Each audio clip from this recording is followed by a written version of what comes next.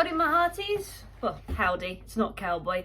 What's up? How are you guys doing? It's so nice to see you again. I always keep my bloopers inside my videos just because they're a whole lot more fun.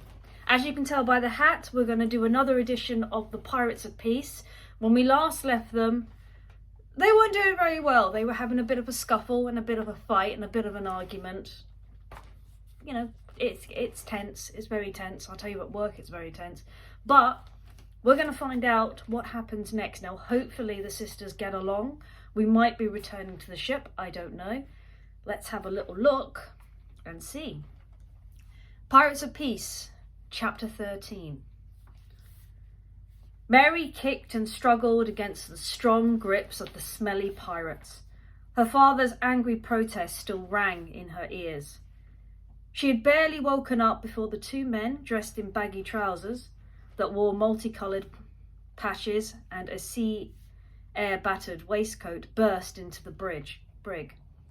Her shackles were removed as her father was held back at blade point.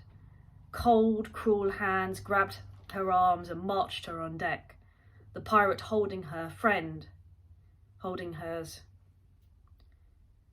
The pirate holding her father joined them. Mary had to admit the ship was impressive. It was a 3-mast, cream-sailed boat. The skull and crossbones on a deep black background waved unfriendlily down at her. The crow's nest looked forbidden.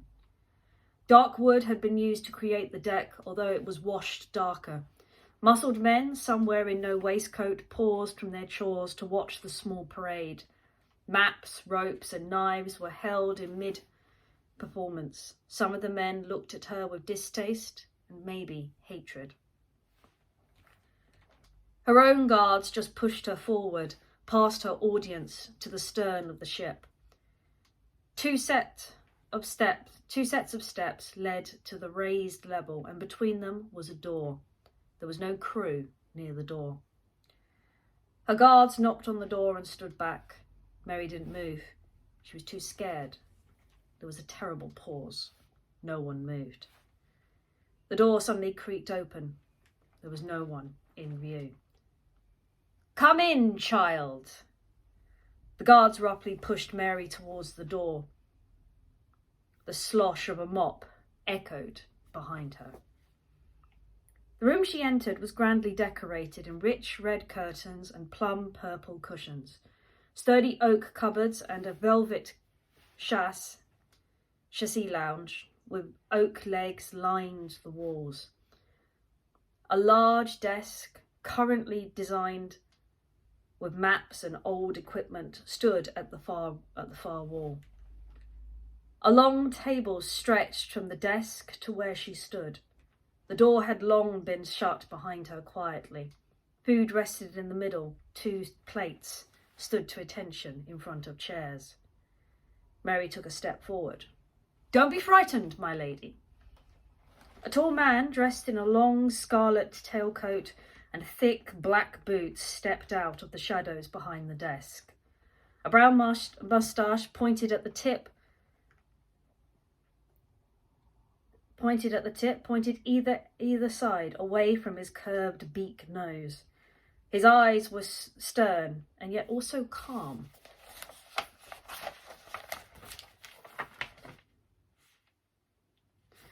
"Welcome, my lady.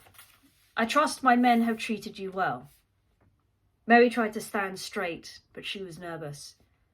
"They could do with a wash." The man did not react. "Come now. I only wanted to invite you to dinner. Please, sit." "Why should I?" Mary tried to ignore the growl in her stomach. She hadn't eaten in a while. The man stepped around the desk and rested a hand on the chair closest to him. There was still no reaction in his face. "You are a brave little one.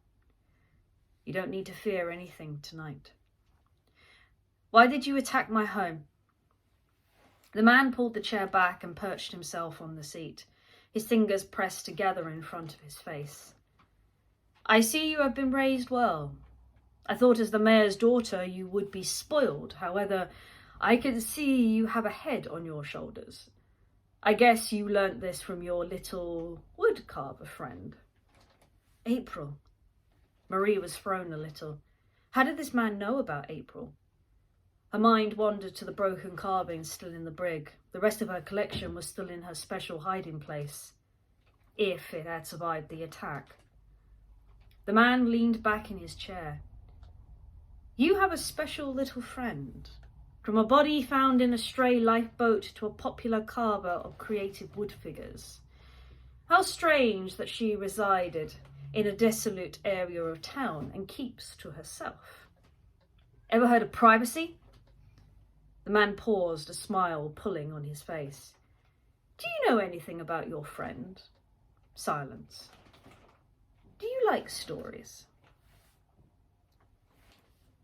Mary couldn't respond. The man straightened. This story is linked to your friend. A pirate story with adventure and a tragic past. Now we're going to stop there because I think we've had enough adventure for one day.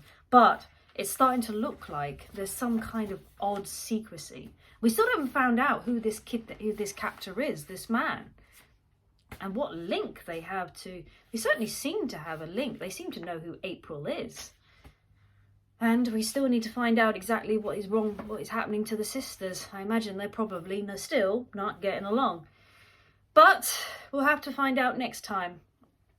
As I've got to head to work. And I think it's best we leave the sisters to decide their own fate. Until then, stay safe, stay well, keep the magic in your fingertips. And I'll see you again real soon. Ciao for now, my hearties.